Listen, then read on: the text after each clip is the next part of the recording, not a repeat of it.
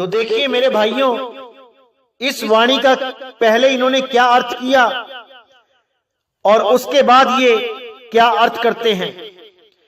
द्वादश मध्य का अर्थ इन्होंने पहले 12 प्राण किया और उसके बाद देखिए ये कैसे 12 प्राण को 12 द्वारों में बदल दिया इन्होंने। इतनी चालाकी के साथ वाणी का अर्थ बदल दिया और जीवों को भरमा दिया। ऐसे लोगों से सदा सावधान रहना है मेरे भाइयों, सदा सदा सावधान रहना है। हमने यही देखना है कि समाज को नहीं देखना, हमने अपने भविष्य को देखना है, आने वाले समय को देखना। तो यहाँ का गरीबदासियों ने कि असंख्य जन्म तन मरत्या होगे जीवित क्यों ना मरे रे। भाई द्वादश मध्य, द्वादश 12 महल मठ बोरे बहुर ना दे रहे। यहाँ द्वादश का मतलब है 12 प्राण है, पान अपान समान वियान विद्यान, इस प्रकार की 12 प्राण है। हमारी वायु जो अपने अपना काम स्थान स्थान पर कर रही है और इन 12 प्राणों के बीच में यानी वो आत्मा है। और उस आत्मा का जब हम निरीक्षण अपना आत्म स्वरूप देखेंगे, जब हम ईश्वरीय जो शक्ति का अपने अंदर संचरण करेंगे और जब हमारे अंदर ईश्वरीय शक्ति संचरण हो जाएगी तो हम ईश्वर रूप हो जाएंगे। जब हम पीव बनेंगे, गरीबदास जी महाराज कहते हैं कि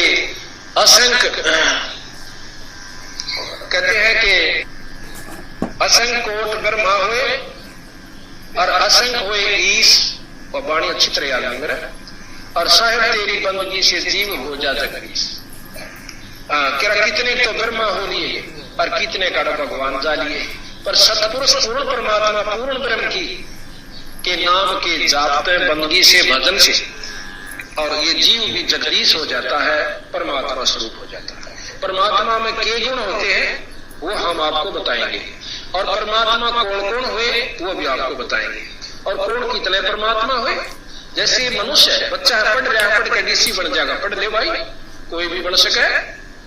तो इसी प्रकार जिसने नौका ना डीसी का कोई कादाय बनाकर वह चीज अलग से उसके लेवल का और अफसर बन जाएगा, वो सुविधा आपको प्राप्त हो सकती है किसी और अफसर से, यानी वो कार्य शुरू कर दे एक बार।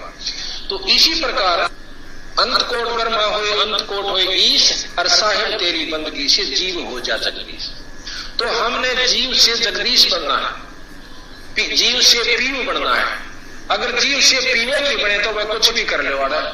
जो नियम मान कर चल रहा है कि जीव अनादि है, परमात्मा प्रकृति अनादि है, फिर वो शास्त्र झूठे हो जाते हैं। दोनों का है कि जल तत्व को पृथ्वी तत्व को जल तत्व ग्रासेगा, यानी ये खत्म होंगे पर बीज रूप में फिर रह जाएंगे। और जब बीज भी खत्म होगा, जब हम सतलोक में चले जाएंगे, एक नाम का जाप पता है विशेष और विधि से पूरे गुरु से लेकर के, और फिर हम उस सतलोक में पहुंच जाएंगे जहां पर ये हमारे ऊपर प्रकृतियां नहीं रहती, ना प्रकृति की रहती और ना काम क्रोध मान मोह अहंकार की रहती। तो यहां बताया कि द्वादश मध्य महल। तो आपने देखा कि 12 का अर्थ इन्होंने 12 प्राण लगाया है, 12 वायु बताया है जो शरीर में अलग अलग जगह काम करती हैं, और यहां तक कि इन्होंने जीव को ही जगदीश बनाने की विधि भी बोल दी कि जीव ही जगदीश बन जाता है। ये सब ये पहले बोलते थे, लेकिन जब इनके मन में कबीर बनने का ख्याल आया तो इन्होंने सबको तो रहने दिया जीव और खुद बन गए ये पीव। तो मेरे भाइयों, उस वाणी का ही अर्थ इन्होंने बदल दिया। 12 वायु 12 प्राण को 12 द्वार बना के घोषित कर दिया, ताकि कोई भी संत 10वें द्वार की बात करे वो भी अधूरा कहलाए, 11वें द्वार की बात करे वो भी अधूरा कहलाए, और ये 12वें द्वार की बात करके सबसे बड़े संत बनना चाहते थे, जगत गुरु बनना चाहते थे। तो देखिए कैसे इन्होंने वाणी का अर्थ का अनर्थ कर दिया, पूरी वाणी का अर्थ ही बदल दिया। आइए देखिए। देता आपको सोचने भी नहीं देता। असंग जन्म तन मरता होगे जीवित क्यों न मरे रे, और 12 मध्य महल मठ बोरे बहुर न दे धरे रे। जैसे अभी तक हम सुना करते थे 10वें द्वार प्रदर्शन होते भगवान के 10वें द्वार पार कर गया, नहीं, 12वां द्वार पार करके परमात्मा मिलेगा, 12वां। अब 10वां द्वार तो काल के ही लोक में एक ब्रह्मांड में खुल लेता है। 11वां द्वार है वो ब्रह्म के लोक से परब्रह्म के लोक में प्रवेश करता है, और 12वां परब्रह्म के लोक से परम ब्रह्म के लोक में प्रवेश करता है, वो 12वां द्वार है। उस 12वें द्वार में जाकर सतलोक है, सनातन परम धाम है। फिर क्या बताते हैं, दोजक भय। तो मेरे भाइयों, अब आप खुद निर्णय कर सकते हैं कि कितना बड़ा धोखा आपके साथ हो रहा था, कितना बड़ा विश्वासघात आपके साथ हो रहा था। आपको इतना भ्रमित करने के बाद ये कहां लेके जाते, ये आप भी नहीं सोच सकते, क्योंकि जप तप करने वाले इसी 84 लाख जन्मों में भटकते हैं। कबीर साहब साफ कहते हैं, नाम है जप में, नाम है तप में।